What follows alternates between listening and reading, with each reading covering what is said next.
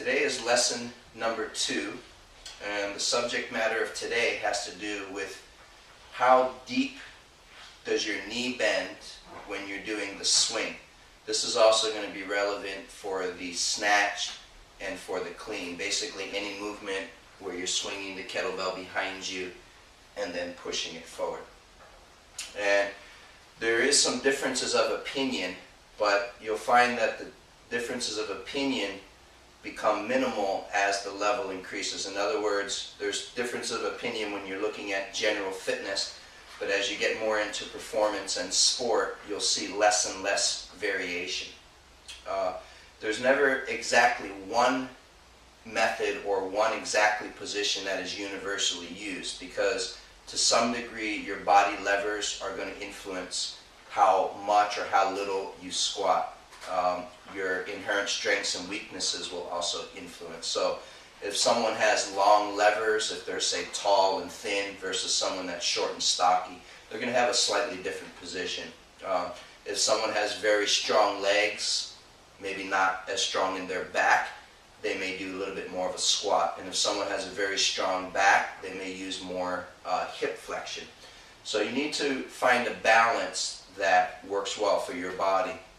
But for the purpose of this lesson, we want to look at very common errors and understand what not to do and how you can correct. And the problem that I'm going to address in this particular lesson is the idea of squatting too deep with the swing. And what that looks like is at the bottom of the swing is to squat.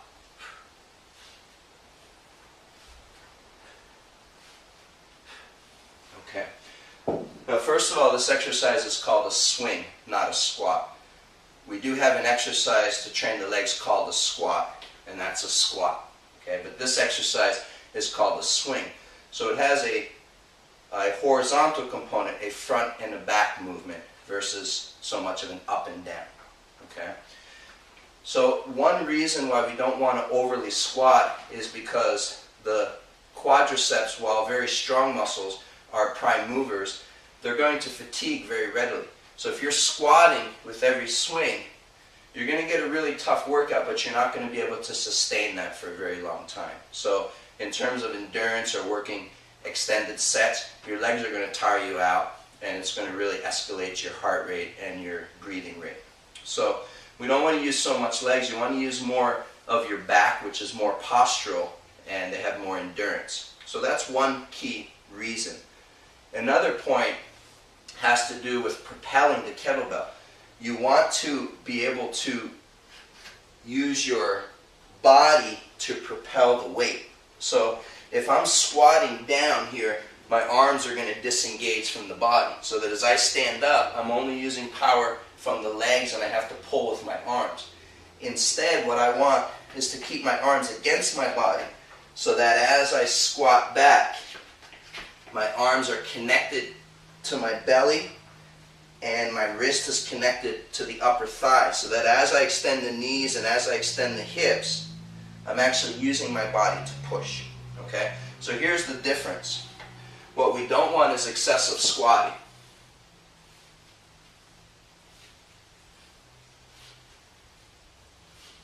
Good workout, but I'm not going to last very long here because I'm using a lot of effort for every rep. Instead, minimal squat, just a slight squat, and a lot of hip action, a lot of back. So it's more like this.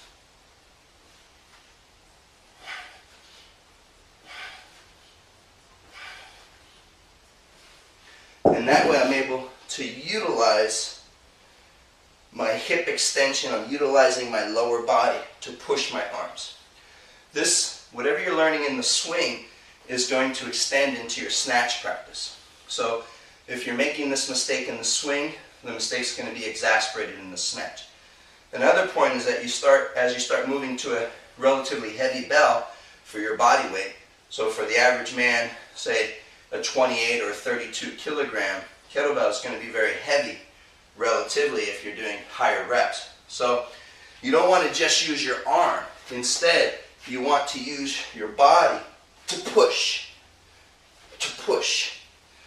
So that way the bell floats up And most of your power is at the beginning of the movement using the body, and then the load carries up with momentum instead of pulling with the arm. Okay? So now we're going to do a corrective drill. If you or one of your students is squatting too deep, we're going to use this drill to correct it. And giving credit where credit's due, I first saw this drill from Terry Sanchez, who's an excellent kettlebell coach based out of Denmark.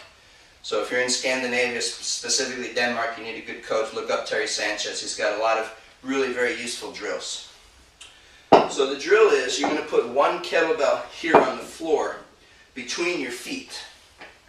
Now if I'm squatting too low, I'm going to know right away and I'm going to be able to correct it. So I want to squat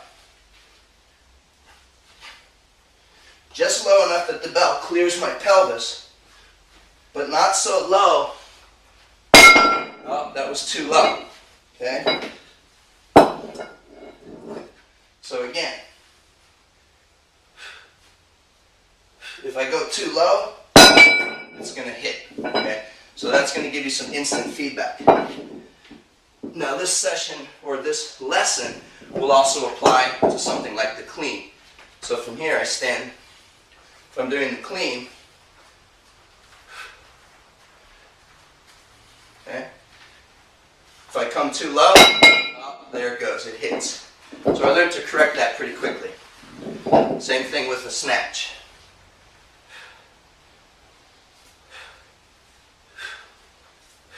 Okay, so squat just deep enough that you can load your hips and knees, but not so deep that it hits. Okay? So that's today's lesson. Recap.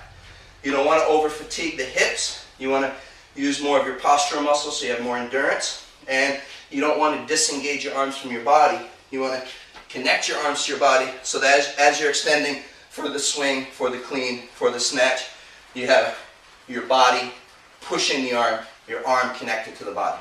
So that's lesson number 2. Have fun with that.